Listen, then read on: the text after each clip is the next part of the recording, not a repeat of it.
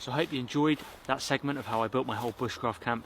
I realise there's probably quite a few questions that some of you might want to ask and that some of you have asked throughout the previous episodes.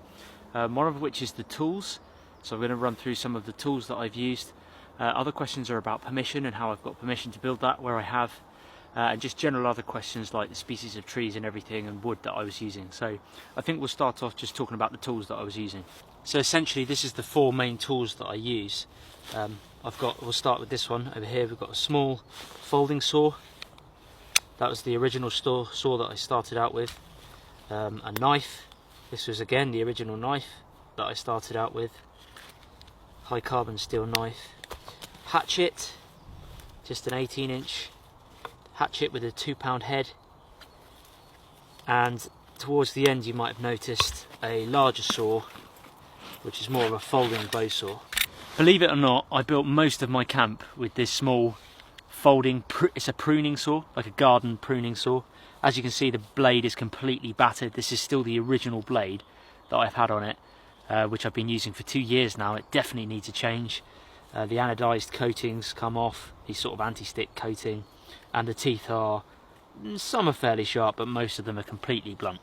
But do you know what, for the price, I can't remember what I paid for this. I think it was about £15. It just did the job. It was perfect, especially when I was starting out building the camp originally and just building that first fire reflector. Folds in on itself, small and compact. This one's called the Barco Laplander. I'll pop links to all these tools in the video description below if you guys are interested in them. This is called the Barco Laplander, and it's not the greatest saw in the world obviously, but it's just very portable and compact and lightweight. So the knife I was using was the TBS bore, which is basically the first real proper sort of bushcraft knife that I ever bought. I was using this for at least the first, I'd say 10 camp updates. This one, I've made the custom fire steel that comes with it. There's just a red deer antler at the top with a bit of bungee cord here to secure it in. That's just one I've made. I just bought the fire steel blank itself. The leather sheath obviously came with it when I purchased it. It's a fairly hefty blade for a bushcraft knife. It's quite a long blade, I think it's about 4 inches. Same with the handle, about 4 inches. Scandinavian grind. This is high carbon steel, K720 bowler steel, but it's done me really well and I've really enjoyed using this knife. The handle itself is Turkish walnut. It did have a matching Turkish walnut fire steel, but I don't have that anymore, I lost it.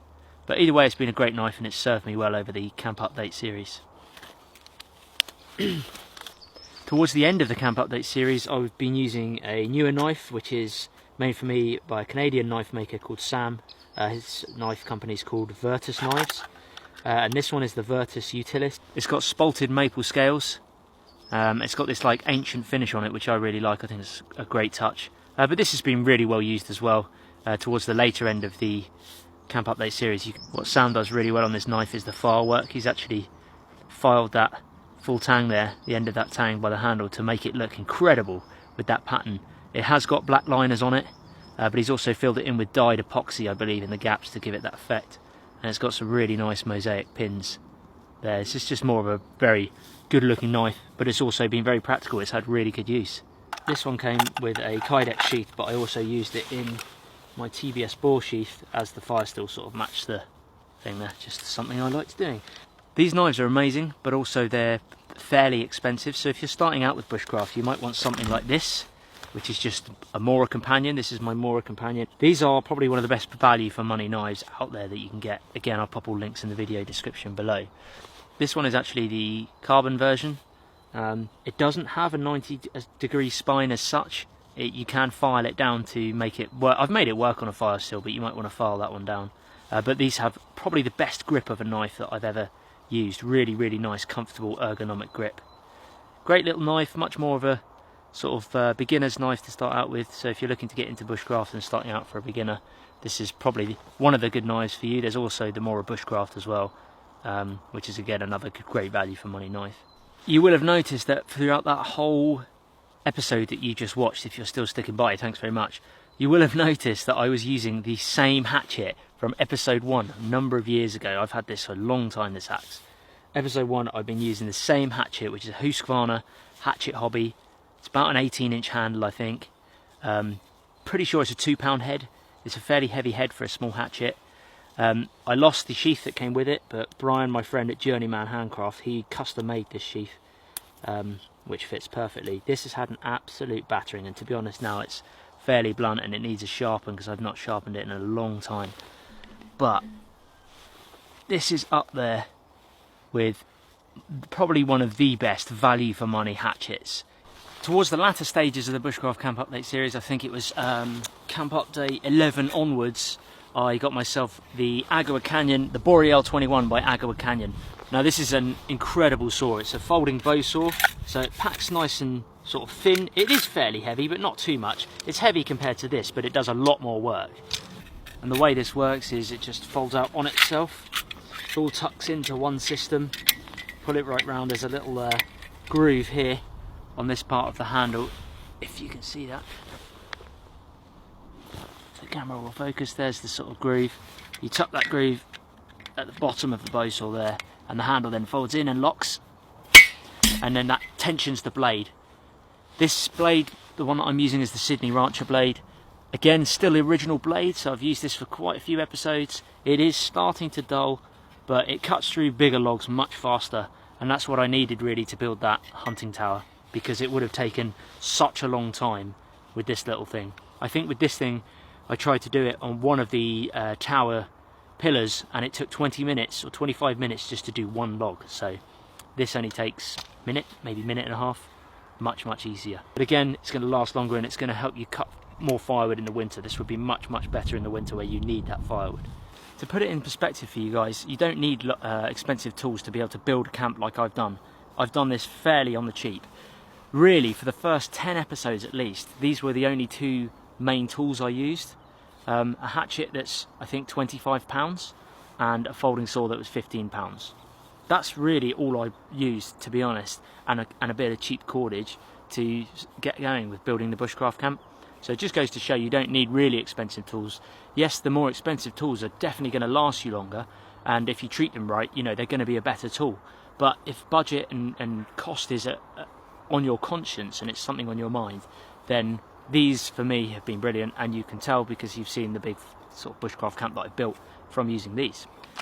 Just wanted to touch on cordage. I didn't actually bring any cordage out here with me today, but just to go through some of the cordage I used. I started out with using paracord, which, although is very tough, I found that paracord, when you try to cinch it down sometimes, certain knots and certain lashings that you do, it can slip because of that outer coating on the paracord.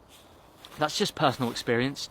You guys might have found something different from that. You know, you might some people swear by paracord and they use it all the time. I also used string to begin with, and that was brilliant. That actually held up really well. It pinched down on itself. It was just a typical sort of garden string, or it wasn't decorative string. It was fairly tough. I can't remember what it was because it was a few years ago now, but that held up really well, and there was still the original string on one of the fire reflectors that I built to begin with. That was still there up until Camp Update 12, I think, or maybe even 13, when I cut it off and redid it. So that's a few years that lasted. I've been using a bit of jute twine as well, which it's not very good for strength. It's more of a sort of decorative and natural cordage that if the camp fell down and blew down in the wind, and obviously it will rot over the years, the jute twine will break down with it as well over the years. Other cordage I used was polyprop. You saw my dad using some polyprop rope. Obviously not great for the environment, but if anything falls down, we always take the polyprop rope away. But it is very tough, and it's cheap. It's really cheap. It's a good sort of budget option. I would say bank line is probably one of the best cordage you can get. It's just got a really good mixture of all of those pieces of cordage, you know, the paracord and tough. It's a tough material, durable, but it knots really well. It cinches down really well. However, it is quite expensive. So that's the cordage part. I get a lot of questions about the trees that I'm using and how they grow, how I get such straight wood. So firstly, let's just talk about the tree itself. The tree a point I need to make is that no living trees were cut down during that whole camp. Everything you see in that camp itself is not living wood. It's just I'd never cut down a living tree when I was doing that camp. That's just the way it was. I don't really want to cut down it, although that woodland is so dense, it sort of needs managing. It needs trees to be cut down to allow the other trees more light and, you know, get that light hitting the forest floor just help the biodiversity a little bit more. But the tree itself that I've been using in that camp, and the reason it grows so straight, is the Scots pine, or Pinus sylvestris is its Latin name, and it's actually one of the only native pines here to the UK. Because it's so straight, because the woodland's so dense, and when woodlands are so dense, trees are fighting for the light, and that's why they grow so tall and straight, because they're trying to get to the sunlight. They're competing with each other. When you see a tree out in the open field, it's generally a big sort of bushy tree, and it's open because it's got no competition from surrounding trees, so it doesn't need to fight for sunlight. Whereas these ones, they're so dense that they've got to keep growing up straight as possible to get to that sunlight, and that's the reason the wood is so straight. Scots pine is really easy to identify. I'll just go and show you now.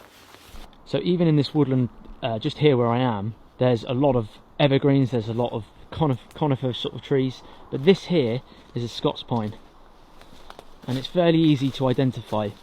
A number of things.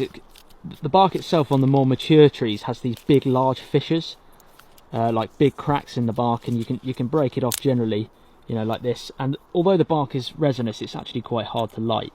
You're better off getting the sort of fat wood in the joints here. But one of the most notable things for the Scots pine is that it starts on mature trees. It starts really dark, sort of brown at the bottom, and as you get higher it gets more orange. You can't see it as much on this one, but over here, on this one here, you'll see it starts brown, and then it starts to go more orange. There, see?